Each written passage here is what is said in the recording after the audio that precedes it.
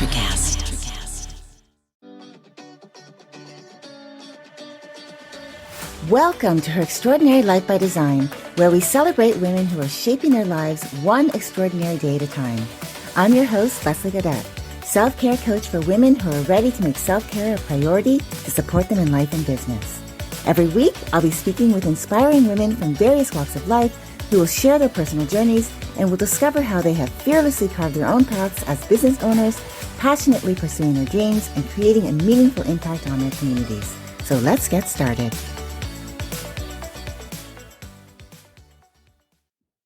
Hello, and welcome back to Her Extraordinary Life by Design podcast. If this is your first time listening, welcome. And if you've been listening for a while, welcome back. I'm your host, Leslie. I'm excited to continue my gratitude series with my next guest, Elisa Fucci. Elisa is a speaker, book author, podcaster, relationship life coach, and breathwork facilitator.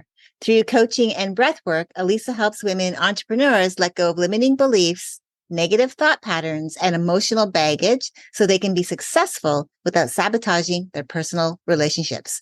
I absolutely love what she does. So I just want to get this conversation going. Welcome, Elisa. I'm thrilled to have you on the show today. Hello, Leslie. I'm like, we are so familiar with this conversation. Yes, we are. And I can't wait to dive in a little bit more about that. So, but before we get started, tell us just a little bit about you, what you do, a little bit about your life, what you do, and then we'll dive into today's topic, which is gratitude. Awesome. Yeah, I would love to. Again, my name is Elisa Fucci, and a way to remember my last name, it's like Gucci with an F. I always tell people I'm the knockoff of Gucci. And yes, that's Italian. I am from Argentina, but grew up in Utah. I came to the US when I was 12 years old, been here 27 years. So that's where my accent is from. I have been married twice to the same men. We were married for 11 years, divorced for 3, and we got remarried about almost 3 years ago in December. Actually, December 31st at midnight. So actually, January 1st, it'll be 3 years. Altogether, we've been together for 21 years. We have 2 amazing children, 19 and 13 years old. And I am the 7th of 9 kids. I'm the youngest girl. So I have always been the caretaker, like the one that fixes everything, the one that's in charge of bringing peace into the home. So it made sense that I became a life coach after everything I went through, after my relationship struggles and going to therapy and marriage counseling, and that didn't work for us twice. So I found life coaching and I was blown away about with just how much power I was able to acquire, and it allowed me to be in charge of my relationship instead of being the victim of what my husband did or didn't do. I became in control of what I wanted from the relationship, and I stopped being the victim, and which I was an amazing actress being the victim in my life. And I decided to just be the co-creator with God of my life, my relationship, and my family. And it has been amazing. It has not been easy. No, having all the tools, guys, just makes life easier, not easy. Okay. So it just has been an amazing experience just to be able to apply all the tools that I teach my clients into my own relationship. And now I do breath work, which has, 10x my life and allowed me to have a better life and a better relationship with myself, with my body. Ooh, that has been an amazing change. And so I incorporate that with my coaching because I think it's a great tool to incorporate instead of trying to fight the body and trying to convince the body of all these new mindset tools. You work with the body by using the breath to let go. So then all those tools that you learn just are so much easier. And it's just, and your body goes with it instead of fighting you. So that's kind of a little bit about myself. Yeah, I love that. And I really do love what you do because I really feel, especially when you think about it, sometimes when we're really tense, we don't even know that we're holding our breath. And Mm-hmm. just like letting that go, it just feels so good. There's been moments even, I'll let out a sigh, not knowing why. There was nothing, there was no reason for it, but it felt really good.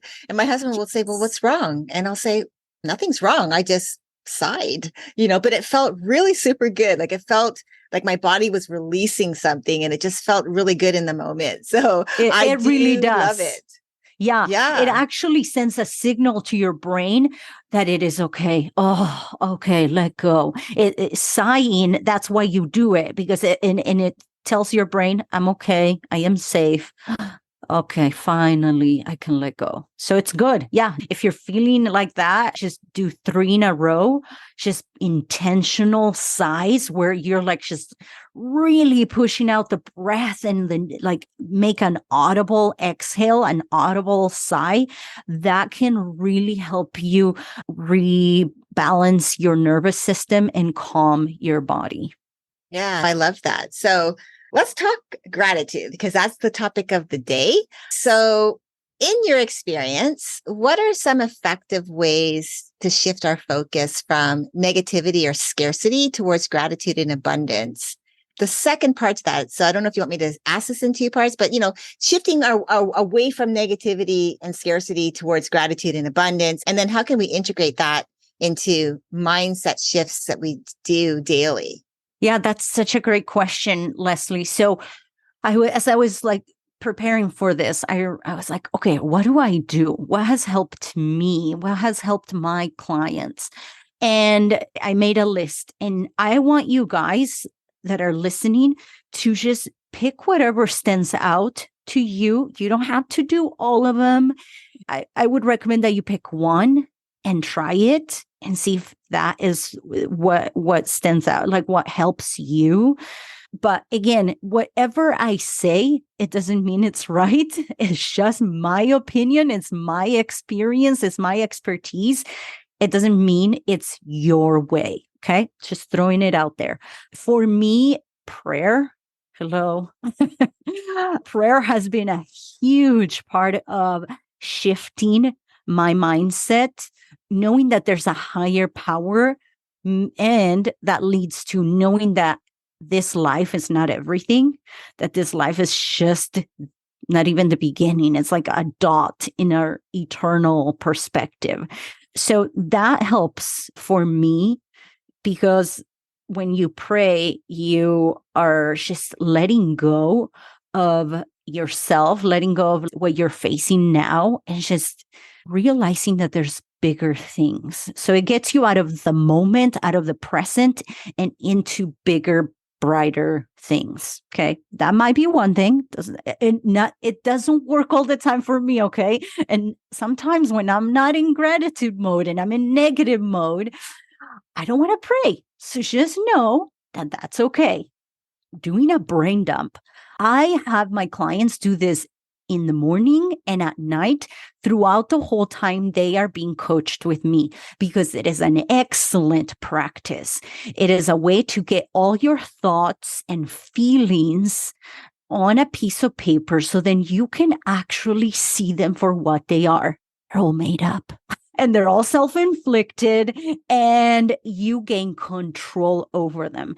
People that journal or do brain dumps have a higher statistics show that and studies show that they are more likely to be happier and more successful in their lives. So I mean, don't believe me, go to the research, right? If you want.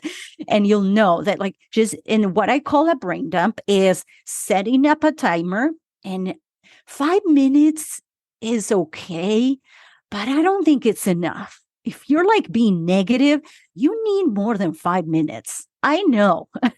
So set up a timer and make sure you put your phone on do not disturb. Make sure that you're not going to be bothered for those 10 minutes. And you grab a piece of paper pen, or you can do it on your phone. I've done it on my phone.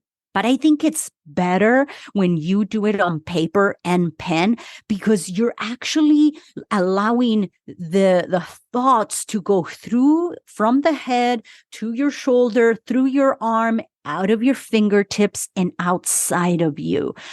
I don't know. I think there's something to it that makes that is more powerful than just moving your fingers, your thumbs back and forth on your phone.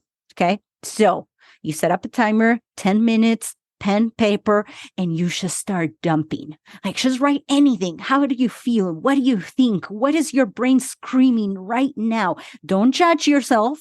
Okay. Just write. Don't stop until that timer has gone off. Whatever it is. Oh, I think my husband should be doing this. I think this is not fair. I feel horrible. And I like whatever comes up, just write it down. Okay. And I like to do it in the morning and the afternoon, because sometimes we have bad dreams. Sometimes our dreams, like our brains cannot process our emotions from the day before at night, which is what we're supposed to do. Our bodies are supposed to process everything, and sometimes we don't. So in order for us to have a successful day, it's important to start from scratch and not carry on what we dreamt about. Like just yesterday, I kept having nightmares. And I think it was the pizza I had. But like I kept having nightmares, and it's just I did breath work for me, which is my next thing that I want to recommend. But like some people don't have anything. So just putting down like on a piece of paper. And then you can take a step further, which is what I do with my clients, which is like, okay, pick a feeling. Pick a sentence in there that you want to work on, that you want to kind of break it down. Is this real? Do I really want to feel this way? Do I really want to think that? You can go deeper into that. But for just getting out of negativity and scarcity and starting to integrate that, just doing that alone will help you. Okay. Affirmations are amazing. Affirmations were what kept me alive during my 3 years of divorce. Oh my gosh, there's a great book that I highly recommend, and I'm going to look it up, and I cannot remember, but for now, okay, I'm going to just go over some affirmations that I like from Louise Hay, and you can look her up on YouTube. You can buy her books. She has amazing affirmations, but these are some of my favorites that help me get out of negativity and be more positive and more grateful for the experience I'm going. One of them is, out of the situation, only good will come. This is easily resolved for the highest good of all concerned. All is well, and I am safe. And I have my kids say this too. Like I have my kids memorize it for when they're going through something. So don't hesitate to pass this along if you have kids. Okay. I am totally adequate for all situations. This helps you remember that you do have what it takes to get out of this. Okay. I am in the process of positive change. Again, this brings you back to being positive, being grateful for this situation. And the next one is, each problem has a solution. Again, it puts you out of like, this is a problem, I have to fix it, or I can't fix it, into like, okay, there is a solution. I'm going to look for it. And I found the book. It's called How to Stand Up for Yourself and Still Win the Respect of Others. And it's called Assertiveness. And I'm going to make sure that Leslie puts it in there. And it is by, oh my gosh, who is it? Something Murphy. Sorry. I'm sure Leslie will find it and give it to you guys. But she has an amazing, like so many affirmations so you can gain confidence, so you can start being more positive. Those are amazing. Grounding through nature. Take your shoes off. We're so used to working from home and being in front of a computer. take your shoes off, go outside, let the sun, like the rays of the sun, that energy soak into every cell in your body. Go in and touch the trees, the plants, let them ground you and bring you back to the present. Okay. Going into gratitude mode requires you to think. And some questions that you can ask yourself are, how is this perfect for me? And I know your brain is going to fight this one. No, this is not perfect for me. There's nothing. I heard my clients say that. I know. My clients fight me on this one. There is nothing good about this. There is nothing good about my ex-husband doing this to me. There is nothing good about me losing my job, about getting in a car accident. There's nothing good. Well, if you keep asking yourself, if you overpass the brain and that the natural instinct to just be in the victim mentality and the negativity, because I know that's, if you struggle getting out of negativity and into gratitude, it probably means that that's your safety zone, your comfort zone. And I get it. I suffer from depression. So yeah, that's where I go to. PD parties of one. Okay. So I know. So how is this perfect for me? And at first, your brain might fight you on that. Just keep asking. Okay. Yeah. It's not perfect. I get it. But what if it was perfect? Okay. How is this working for me? How is this happening to me? How is me not having a successful business? How is me going through divorce perfect for me? Does this mean that everything is working for me? Well, okay. I guess if it was working for me, it would mean that there's something bigger for me, that there's someone better for me, that there's a better job for me. Like it gets you out of the victim mentality, out of being negative and into a higher perspective. Another thing is, how is this me being? And then the positive, right? So if you're struggling with being the scarcity mentality, I don't have enough, I'm not good enough, right? If you're in that mentality, then how is this evidence that you do have enough, that you are enough, that you are good enough, that you are worthy? Think of the opposite of what you're thinking. Okay. So what this does, it allows you to go, it sends the brain a signal to go search for evidence for this thought. And when you are going and searching for evidence, every time you search for evidence, you're reinforcing this belief. You're watering this little thought that you just planted, and it's creating little roots. And it actually, if you watch a brain thinking a new thought and rethinking and looking for evidence, it really does look like roots growing in your brain. It is so cool. There's a YouTube video somewhere out there where it shows like the actual reaction of your brain when you have a new thought and what it looks like. It's so cool. So the more you think and feed this thought, the stronger the connection to that thought will be, and the more true it'll become for you. Those are some things that help, that you can start practicing every day to incorporate. Again, pick one of the things I just said, and there's so many others that I can give you, and I could go on, but I'm going to stop. But yeah, just pick one and start practicing it every day, or whenever you're feeling negative or you're going into this scarcity mode, because the more you focus, what you put your focus on grows. So if you're putting all your focus on being negative, on thinking that this is not working, guess what? That's what you're going to get. More of that. Mm-hmm.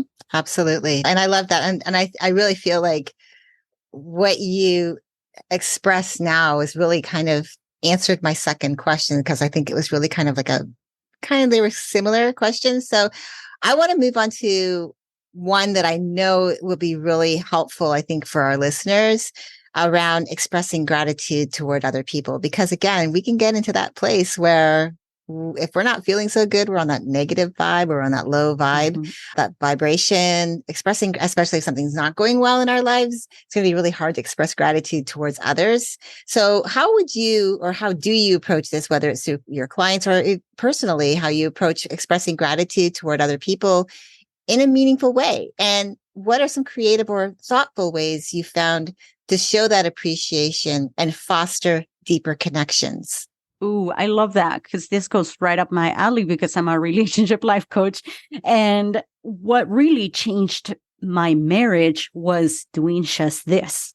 Instead of looking at all the things that my husband wasn't doing, instead of looking at all the unchecked boxes of all the to-dos that I gave him throughout the 17 years that we were married, right? Or together, combined, you know. So instead of looking at it, because that's all I did, and every time something would happen in our relationship, I would bring them all up again from 20 years ago. I mean, come on, guys. Who else does this, right? We store up all the things that they did in the past or all the things they didn't do for years. You know what? I stored up my husband going to buy a car without me. He just said, we need a car. He went and bought it. He didn't ask me why, how, which car I liked, what was convenient for me, nothing. He just went and did it on his own. And for years, I resented him for that because I was like, you didn't ask me for this. So years later, I realized, oh my gosh, instead of being grateful that he went and took care of that while I just had a brand new baby and I was depressed and going through the baby blues and all that, instead of being grateful that, oh my gosh, he took care of one thing for me, I chose for years and years to look at it as a negative experience, as a way to prove to me that he wasn't a good husband, that he didn't care for me, that he didn't value me. Nothing changed out of what happened other than my perspective years later. And I realized I want to choose to see things differently. So that's what I would teach you guys, what I would share with you guys that really can help and has helped my clients. We don't want to change other people because we can't. Then that's not really unconditional love. And that's not being in an honest relationship. So how we can start appreciating people and being grateful for them, so then we can have deeper connection with them, is by looking for ways that they are already doing all the things we want them to do. For example, I wanted my husband to be a better father. So I was like, okay, how can I be grateful for what he's already doing without me telling him anything, without wanting him to change? And I started observing his actions. You can even ask them, like, how are you doing this already? And the reason why I want you to start observing and asking and being curious is because when you start seeing what they're doing already, you can start being more appreciative of them. You can start valuing them for who they really are instead of trying to cover that with your expectations and your list of things and your way of doing things. When you remove that, you can start seeing and appreciating people for who they are and start seeing how they want to love you, how they want to be in a relationship with you, how they act and why they act. You can ask them, why is it that you don't do this? Why is it that you do that? I've asked my husband, like, what makes you a good father? What do you do so to be a good father? And he'll tell me, like, oh, I say yes to whatever my daughter asks me. And I'm like, okay, that's how he says I am a good father. Or I help out with chores for my son who's working. That's how he shows that they love. And so when I hear him say that, then I know I can be more appreciative of the little things that he does. And I can say it to him, say it like, I love that you do that for them, instead of trying to change it, instead of being like, because in my opinion, you don't do things for your kids, but that's me. That's not him. So if I'm not trying to change him, I appreciate him and what he does. So listen to understand, not to be understood. So when you're communicating, when you're talking to your spouse or your significant other or your children or whoever you want to have deeper connection, I want you to listen to understand them, not so you can be heard, seen, and validated. That's your job, not theirs. And so when you really listen and you're curious about why they do what they do, then you will be able to appreciate them for who they are. And you can ask them, what is your love language? Like, what is the list of manual? Like, what is the list of things that you have that say I love you? Because when you see that list, you can pick, you can choose. I don't believe that you should do it. I think that you can choose to speak other people's love language, but because you want to, not because you have to. Okay. So you can ask them, hey, what is the list of things that you have for me? So then you can feel loved. So then you can feel valued. So then you can feel good enough. So then you can feel whatever it is, right? Fill in the blank. And then you can choose to do one of those things for them. And I think that is how you show appreciation for others, when you speak their language. That's why I wanted to say that this is what fosters that deep connection, because I speak Spanish. That's my native language. So English, I grew up speaking it, but things hit me different when I hear them in Spanish. Like the music in Spanish just hits my heart and makes me move and dance, and just like it does things that English doesn't do for me. So I'm sharing this so so you can understand that when you speak, when you show appreciation for the other person by speaking their love language, it'll hit them different. It'll go straight to their heart. And again, you don't have to do it. And if they get mad at you because you don't speak their love language, that's their job to process those emotions. Okay. I want you to empower yourself by choosing to show gratitude by speaking their love language, because you want connection, because you want to feel love. You want that. You want that relationship to be the best thing in your life, not because of them, but because you want it. Yeah. And I wanted to segue into this next question because I think it really could help, from the opposite side to that. Again, gratitude is a choice. Speaking someone else's love language is a choice. But what encouragement or advice or encouragement would you give to someone who might be finding it either finding it challenging to find things to be grateful for in their relationship, as an example, or who might even feel resistance towards embracing gratitude? Because, I've even worked with clients who, when I've said to embrace gratitude, they were confused a little bit in the beginning, because gratitude to them, even though they understood being grateful about something, it was as a concept or as an idea to embrace. It took a little bit of work. And once they understood it and they started doing the work, they were like, oh, now I understand, because with that comes all of these emotions, all of this joy, all of this love, this lifestyle, this deeper connection with my loved ones. So what would you do to encourage, whether it's in your family or it's clients, if someone is finding it challenging to be grateful or they're being resistant to it, what would you say? Yeah, that's a great question. And for me, what has helped and what I work through with my clients is first of all, I want to say there's nothing wrong with you and you don't need fixing. I'm just going to say it. And maybe you need to say that to yourself, right? There's nothing wrong with me and I don't need fixing. Just because you're being resistant to it doesn't mean that there's something wrong with you and that you need fixing. Okay. That first of all, because it's just maybe sometimes hearing that and telling ourselves that alone can lower the barrier, can just put the guard down, right? That alone, just validating our current state can help us so much. Okay. And into moving forward into gratitude. Okay. That's the first thing. Then I want you to first start with your body. Like, when was the last time you hugged yourself? Like, really felt your arms and embrace yourself. Start with your body, because that allows you to start with you. Start being grateful for your body. Your body, your heart pumps without you telling it to pump. Your lungs breathe in and out without you telling them what to do.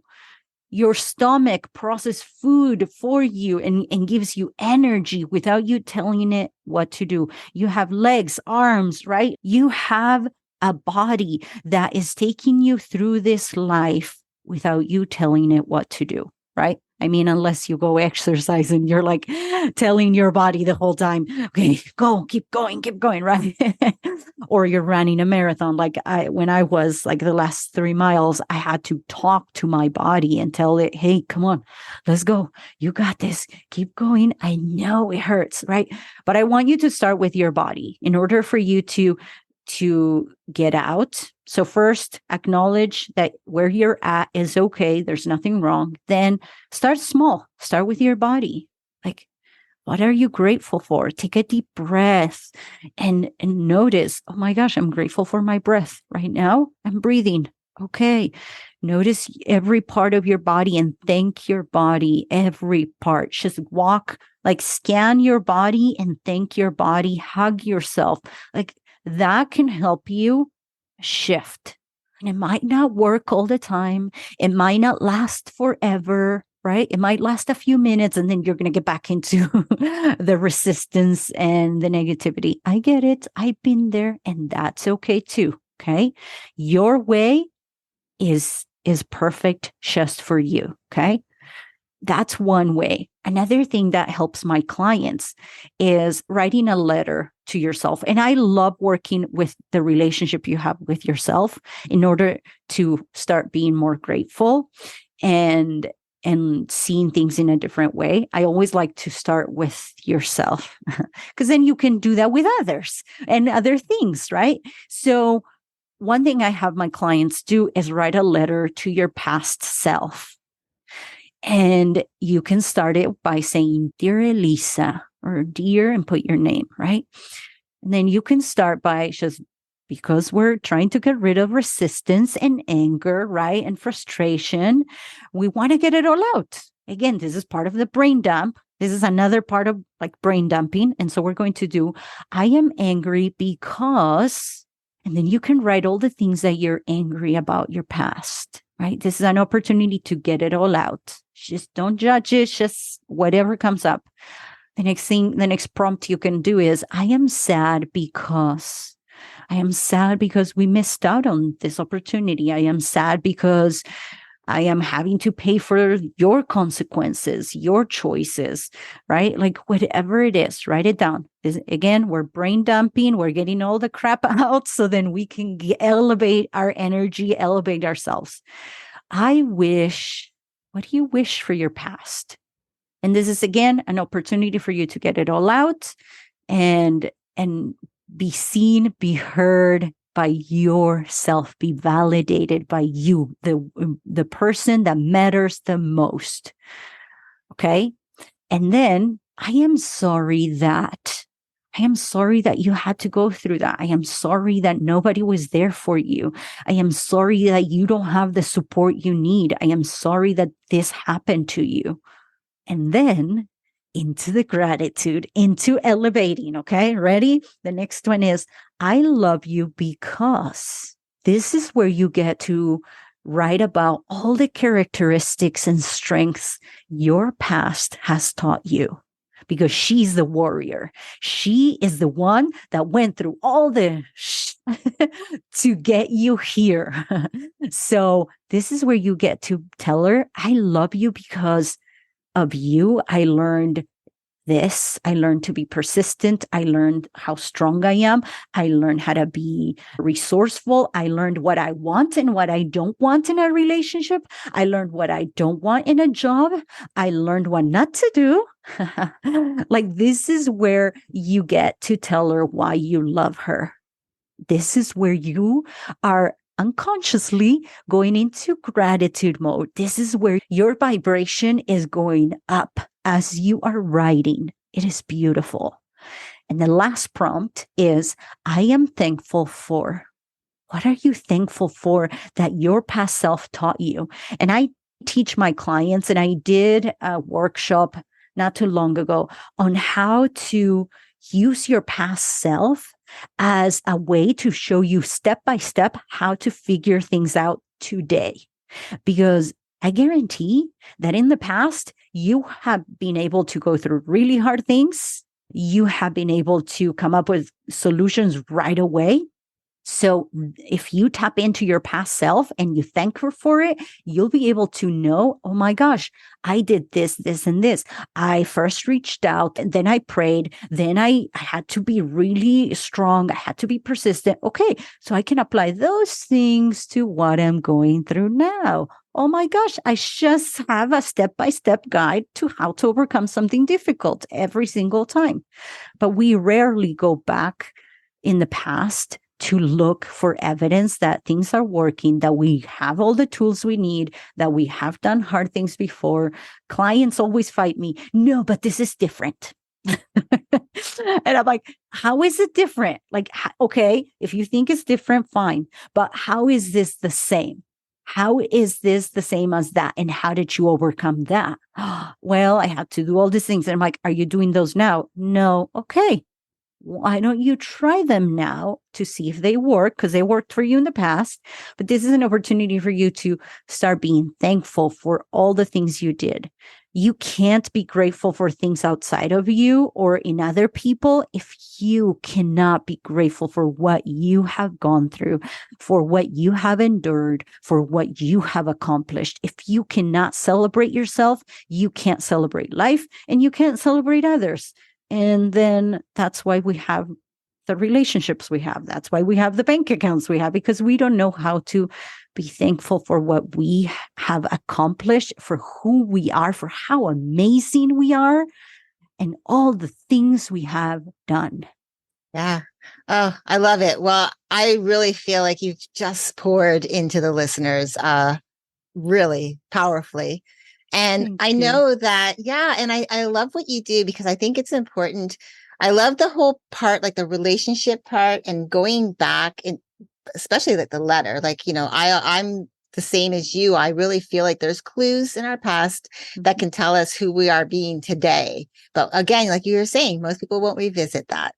But when you do find the time, or if you intentionally take the time to do that, you will find things in your past, not only the things that you think are all of the bad things, but there's always also going to be things that you can look at that can encourage you. So I really love that. So thank you so much for coming on today and so sharing welcome. your expertise, because I really, really love what you do. I admire the work that you're doing. And I know that you are helping so many people, especially with the relationships with themselves, because that teaches them how, when they learn how to love themselves, that's when they can really teach others how to love them, but it also teaches them how to love others. So I really love that. Yep. So thank you so much for coming on today.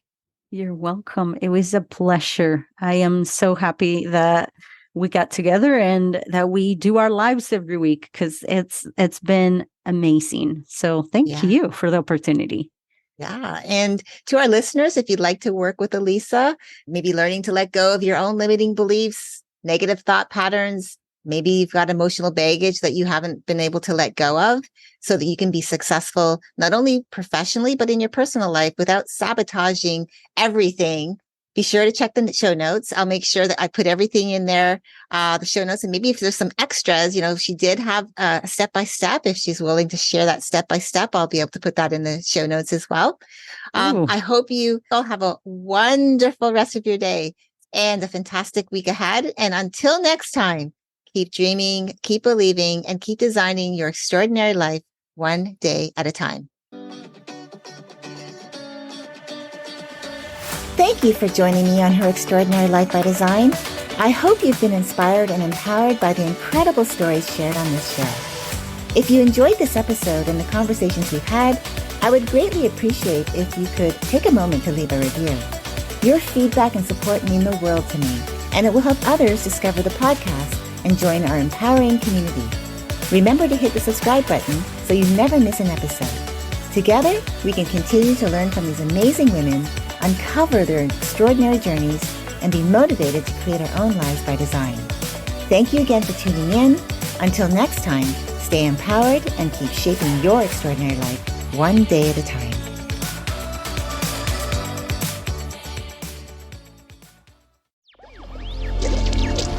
Electricast.